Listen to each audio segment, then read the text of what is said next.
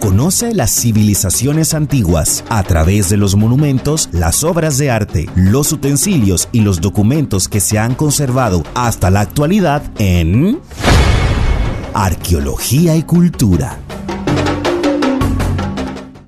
Paz y bien en el Señor. En este video vamos a hablar sobre la fortaleza Antonia. Quizás todos hemos oído hablar sobre esta fortaleza Antonia porque Flavio Josefo, hacia el año 70, la hizo famosa cuando escribe y describe acerca de esta fortaleza.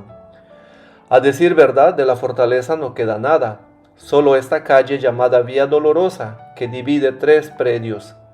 Se llama Vía Dolorosa porque aquí comienza el camino de nuestro Señor Jesucristo hacia el Calvario.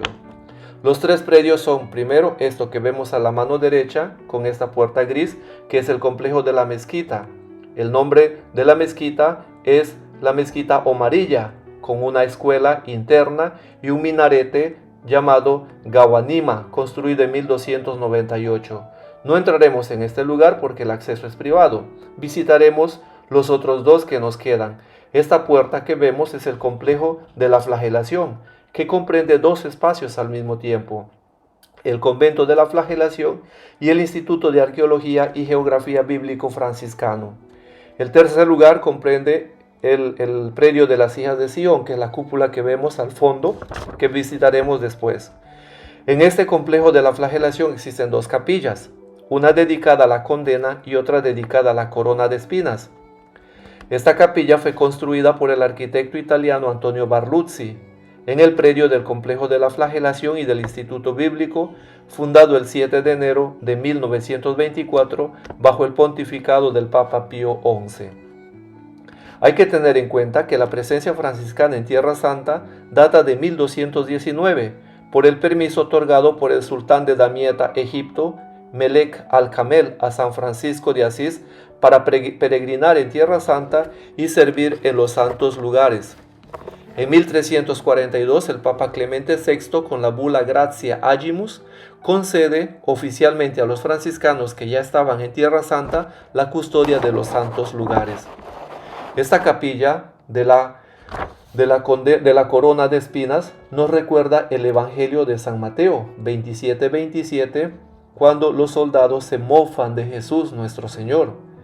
Esta es una bella capilla que decía que fue construida por Antonio Barluzzi y que nos hace referencia a este momento de la condena del Señor cuando fue coronado con espinas. Vamos a visitar el lugar, vamos a contemplar, y en la medida en que nosotros vamos visitando el lugar voy a narrar lo que dice el texto bíblico de Mateo 27:27. Entonces los soldados del gobernador llevaron a Jesús al pretorio y reunieron alrededor de él a toda la corte romana, y desnudándole le pusieron encima un manto escarlata, y tejiendo una corona de espinas se la pusieron sobre su cabeza, y una caña en su mano derecha, y arrodillándose delante de él le hacían burla diciendo: Salve, Rey de los Judíos. Aquí entonces tenemos una de las capillas dentro de las ruinas de la Torre Antonia, un espacio de la ruina de la Torre Antonia que corresponde a la custodia de Tierra Santa, donde está el convento y está el Instituto de Arqueología y Geografía Bíblica, la Flagelación. El ábside de esta iglesia pues es una obra maestra de Antonio Barluzzi. El ábside nos muestra en el techo una corona enorme que representa la corona de espinas de nuestro Señor Jesucristo. Y en los vitrales que están a los lados del altar vamos a ver toda la escena del juicio que le hacen a Jesús nuestro Señor.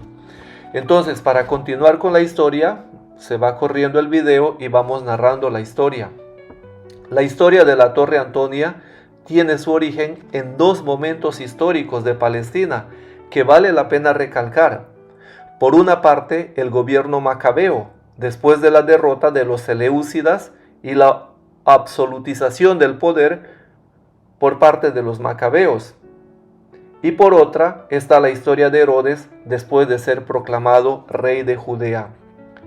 Cuando los asmoneos derrotan y expulsan a los seleucidas de Judea, se organiza una monarquía y en este periodo se instalan en una fortaleza llamada Baris o Hananiel, que nos narra el libro de Nehemías 2, 7 al 8, que dice: Y dije al rey, si le agrada al rey, que se me den cartas para los gobernadores de las provincias más allá del río, para que me dejen pasar, que llegue a Judá, y una carta para Asaf, guarda del bosque del rey, a fin de que me dé madera para hacer las vigas de las puertas de la fortaleza que está junto al templo, para la muralla de la ciudad y para la casa a la cual iré. El rey me lo concedió, porque la mano bondadosa de mi Señor estaba sobre mí. Es decir, ya desde este periodo de Nehemías nos narra que en el flanco norte de la ciudad estaba una torre que se llamaba Baris o Hananiel. El mismo Nehemías más adelante en el 7:2 nos describe: puse al frente de Jerusalén a mi hermano Hananí o Hananías, comandante de la fortaleza, porque éste era hombre fiel y temeroso de Dios más que muchos. Así es como entonces nosotros tenemos, por medio de Nehemías, alguna información de que el proceso de restauración de Jerusalén por parte de Ciro comprende la construcción de esta fortaleza en el flanco norte de la ciudad de Jerusalén. Los asmoneos se establecieron en este lugar para proteger la ciudad y conservar las vestiduras de los sumos sacerdotes que ofrecían sacrificios en el templo, y concentraron también el poder político y religioso en esta dinastía, que a decir verdad el pueblo repudiaba, porque esta dinastía no pertenecía a la estirpe de David, pero que en cierto sentido la toleraba, porque ayudaron a liberar al pueblo de la opresión de los seleucidas. La concentración del poder asmoneo creó divisiones en Judea, al punto que unos judíos rebeldes enviaron una delegación hacia Partia para pedirle a Pompeyo que venga a mediar la situación de división entre los asmoneos, que se constituyó en dos bandos. Por una parte estaba Hircano y por otra parte estaba Aristóbulo. Pompeyo llega hacia el año 63 y anexa Palestina al Imperio Romano y concede poderes a Hircano. Aquí entonces estamos entrando dentro del complejo de la Torre Antonia.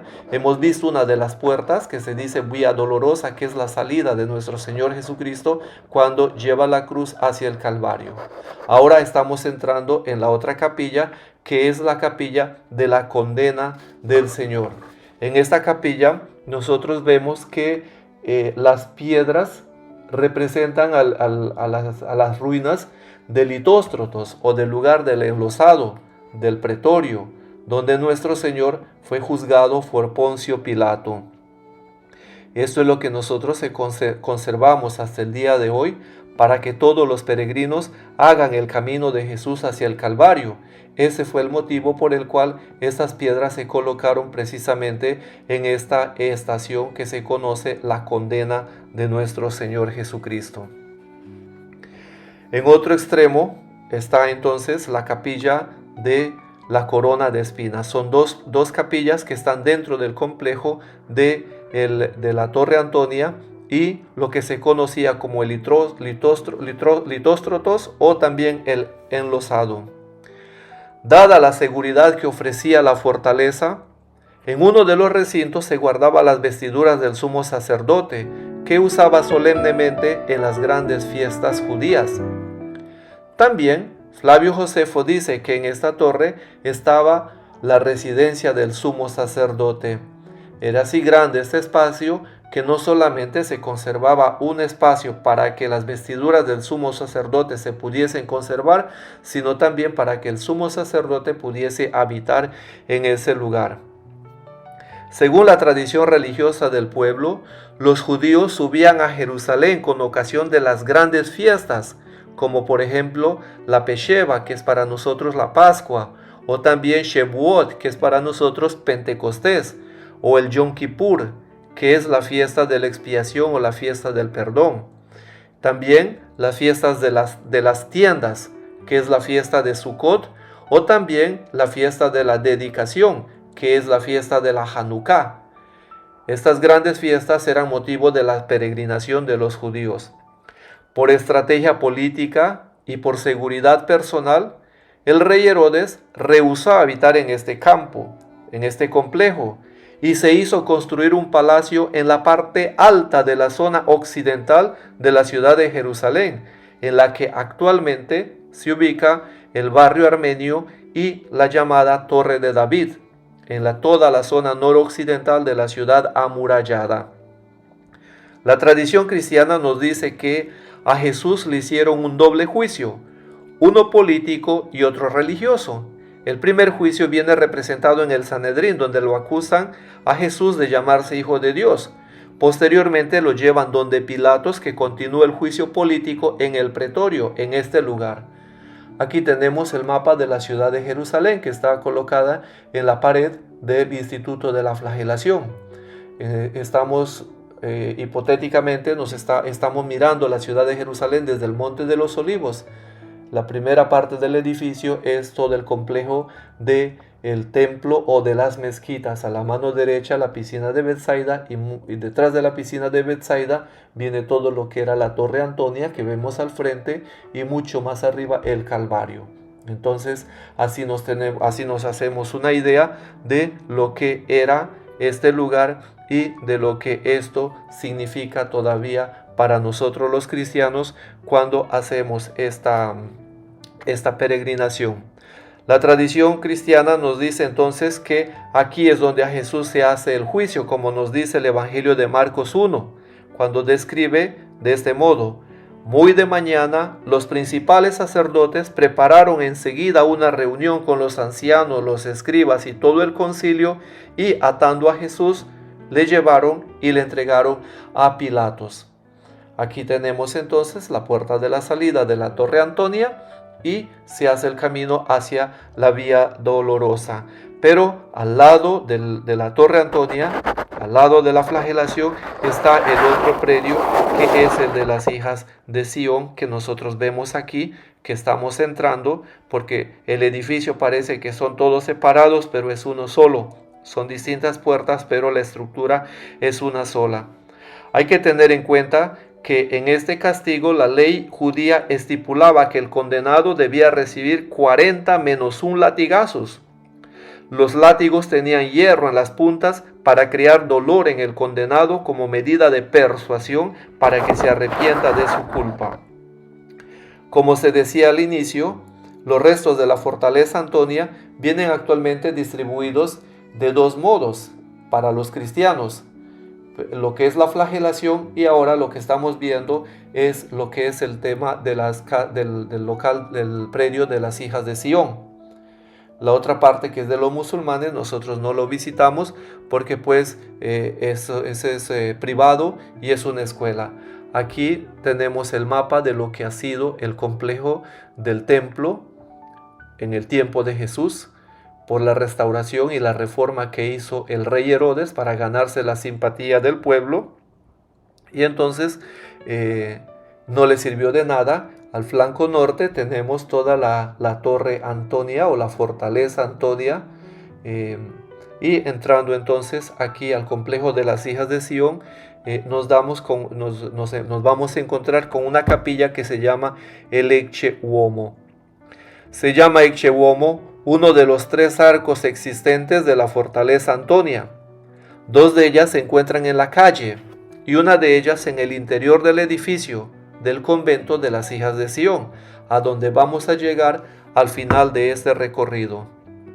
¿Qué son las hijas de Sión? ¿De dónde nacieron las hijas de Sión? En 1885 llega a Jerusalén el padre María Alfonso Ratisbonne, un judío de Ratisbona convertido al cristianismo. Como parte de su misión en la iglesia, decide crear una comunidad religiosa femenina a la que le llamó las hijas de Notre Dame de Sion, que se va a encargar, cuya misión de estas monjas era el acercamiento entre judaísmo y cristianismo. El 24 de noviembre de 1857, Las hijas de Sión se establecen en el lugar conocido como el Arco del Ecce Uomo, como decía, que es uno de los 3 arcos romanos que se conservan al ingreso de la ciudad de Jerusalén en el flanco oriental. Ahí tenemos en el mapa el flanco oriental y uno de los arcos que nosotros vemos de las ruinas de la Torre Antonia. En el Evangelio de Juan 19, 5 al 6 nos dice: entonces Jesús salió del lugar llevando la corona de espinas y el manto de púrpuras, y Pilatos dijo: he aquí el hombre. Entonces, cuando le vieron los principales sacerdotes y los alguaciles, gritaron diciendo: crucifícale, crucifícale. Pilato les dijo: tomen ustedes y crucifícanle, porque yo no encuentro ningún delito en él. Aquí entonces están las ruinas de esta Torre Antonia, que fue destruido en el año 70, fue todo destruido por el general romano Tito. Y hacia el año 135, cuando el emperador Adriano decide reconstruir sobre las ruinas de Jerusalén, construyó una nueva ciudad y aparece esta piscina que es muy conocida, la piscina de Estrusio. Pero nosotros no nos vamos a dedicar a describir estos lugares, porque lo que nos interesa en gran medida es que nosotros conozcamos estos lugares y lo que representan para nosotros como cristianos. Cuando Adriano reconstruye la ciudad de Jerusalén, sobre estas ruinas de la fortaleza Antonia, él construye un canal, el canal que vemos al fondo, con muchas piscinas, para que los romanos puedan disfrutar de la tranquilidad de este lugar. Y reconstruyendo la ciudad ya no la llaman Jerusalén, sino que del 135 se va a llamar Aelia Capitolina. ¿Por qué se va a llamar Aelia Capitolina? Porque es el nombre del emperador Helio Adriano.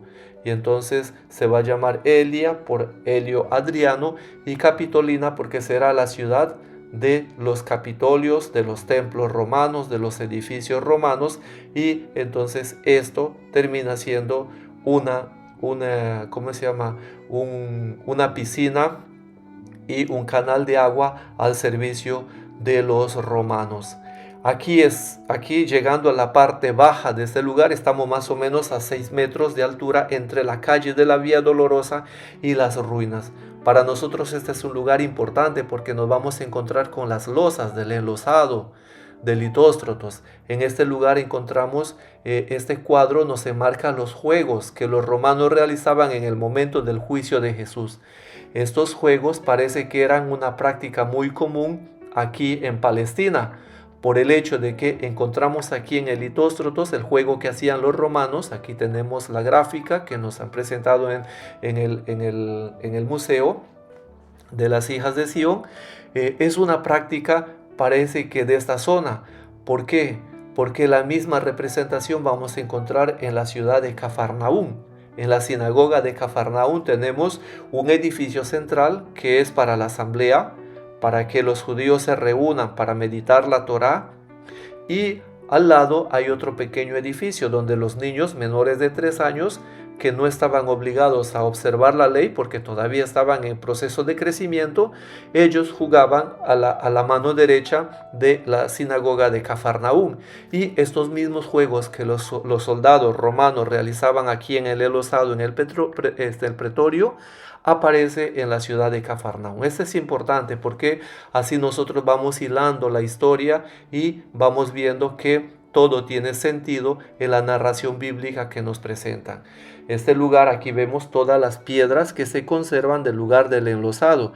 Era como un patio, y esta Torre Antonia tenía una enorme escalera que conectaba desde la parte alta de la fortaleza hacia el monte del templo. ¿Para qué? Para prevenir al pueblo de las incursiones, de las violencias, de las rebeliones que se podían gestar con ocasión de las grandes peregrinaciones que los judíos hacían llegando a la ciudad de Jerusalén.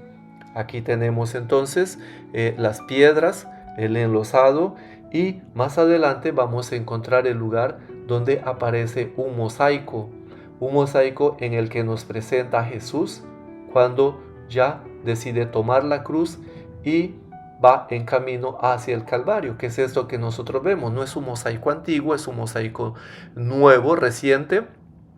Y lo importante es que las hijas de Sion nos están, a través de la vista, nos están haciendo crear el espacio para ver que nosotros estamos parados aquí, en esta calle, estamos parados para comenzar el camino de la Vía Dolorosa, sabiendo pues que nosotros estamos 6 metros por debajo de la calle actual que se conoce la Vía Dolorosa. En el claustro de las hermanas aparece esta figura del Ecce Uomo, y en el camino encontramos una serie de piscinas, una serie de cisternas, muchas de ellas con decoraciones romanas, con capiteles de edificios. Casi todos los capiteles son de estilo corintio, porque pues era un edificio romano construido por Adriano y meritaba darle mucha importancia. Así es entonces como saliendo de la zona de Litóstrotos nos vamos hacia la capilla, y en el camino nos muestra una serie de imágenes, la ciudad de Jerusalén, lo que era Elia Capitolina, una ciudad circular, u octogonal. Así eran construidas las ciudades grecorromanas, con dos calles principales, una que se llama el Decumanus y el otro que se llama el Cardo. Cuando se juntaban estas dos calles se llamaba el Cardo Máximo. Y entonces aquí estamos en este lugar donde se dividían esta calle y donde se organizaba la ciudad de Jerusalén. Aquí tenemos entonces el arco, uno de los arcos romanos, y en la parte alta tenemos un ábside que nos muestra la cruz, que es precisamente el Ecce Uomo. La tradición cristiana en los evangelios, especialmente en Juan que acabamos de meditar, nos dice que aquí es donde lo presentaron al Señor al público. Es decir, ya nos encontramos hacia afuera de la fortaleza Antonia, donde viene Pilatos y dice: he aquí el hombre. De allí viene el nombre de esta capilla, Ecce Uomo, que es en latín. Este es uno de los arcos más valiosos porque pues hasta ahora se conserva. ¿Por qué se conservan? Porque los otros dos son restaurados, los que están en la calle son restaurados. ¿Por qué se conserva esto? Porque cuando Adriano construye Elia Capitolina, decide sellar estos espacios, y sellando estos espacios lo que hizo es encriptar para que con el paso del tiempo entonces se conservase debajo todas las ruinas que nosotros ahora podemos contemplar. Y aquí hay una capilla donde las hijas de Sion rezan, y también donde los peregrinos pueden venir a rezar. Cuando reservan las Eucaristías en el Ecce Uomo, tenemos el altar, tenemos la sede y tenemos el lugar de la asamblea. Detrás de la asamblea hay una ventana de 3 lados, un vitral, que es esto que estamos viendo, que es el lugar donde normalmente los peregrinos que hacen la visita al Ecce Uomo desde allí alcanzan a ver la capilla. Pero nosotros ahora nos encontramos dentro del edificio para que nos hagamos una idea de lo que ha sido. Pero esto no es todo.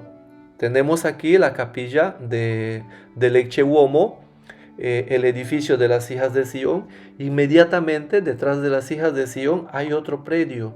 Hay otro predio que es el predio de los griegos. Allá a veces se puede entrar, no siempre está abierto, porque los griegos manejan otro horario, tienen otros horarios de atención a los peregrinos, y pues no siempre está disponible cuando nosotros venimos. Pero para que nos hagamos una idea, que entonces el lugar de la Torre Antonia comprende para los cristianos sutilmente 3 espacios.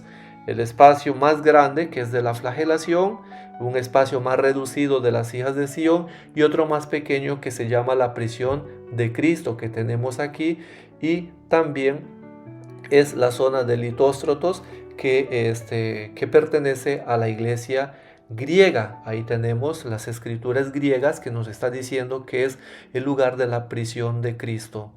Pues esto era lo que teníamos para mostrarles, para que tengamos una idea sobre lo que ha sido la Torre Antonia y lo que sigue significando para nosotros los cristianos en nuestro camino de peregrinación y en nuestro camino de oración por estos santos lugares que tenemos aquí en la ciudad de Jerusalén.